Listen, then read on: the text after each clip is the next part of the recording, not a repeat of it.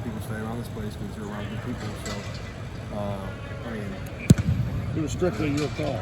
I mean, there was some persuasion to it a little bit, of course. But no, it was my decision to come back there, and I mean, what we said, how things are going to go. I mean, it sounded like, I mean, it is. It's what it's been so far. So it's been the best decision. Cade, it's been interesting to kind of observe this and watch you talk about it, and Coach Wilson and Coach Day.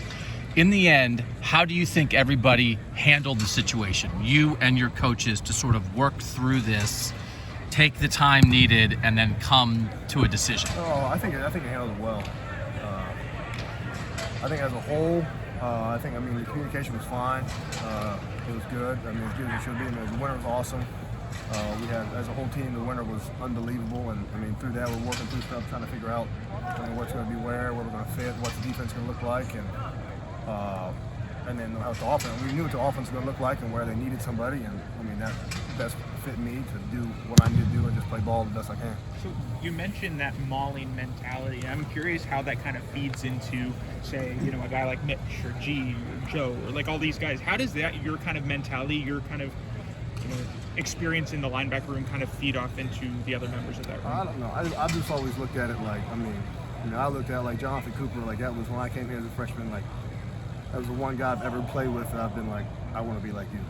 Like, I want to act like you, I want to be like you, and like in the position I am now, I mean, I'm his age when I was a freshman, so like I want those younger kids to be like, that's how the game needs to be played, and that, I mean, it's infectious. So I feel like if I can really emulate what he was and how he acted towards everybody else and the way he played the game, then I mean the same thing's going to happen to those young kids. Cade, we know you care about this program and you care about your teammates, and you want to do what's best for the team, but also you have a future and a career to think about. Can you just describe a little more what it's like as a high-level athlete to balance what's best for you personally and what's best for the team?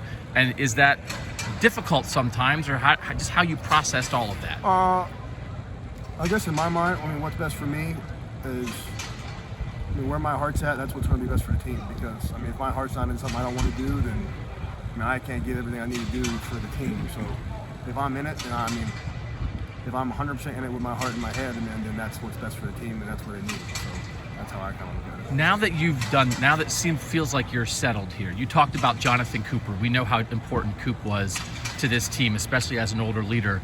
What do you think you can do for this team as not only a player on the field, but as a leader and as an emotional leader and a guy who sets a tone?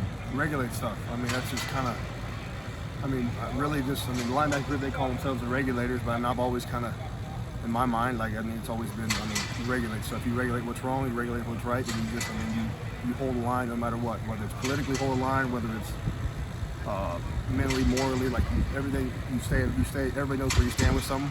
I think that, that's respected. So, showing that and that, like, letting these young kids see that, that's the biggest part of it for them. So Kevin Wilson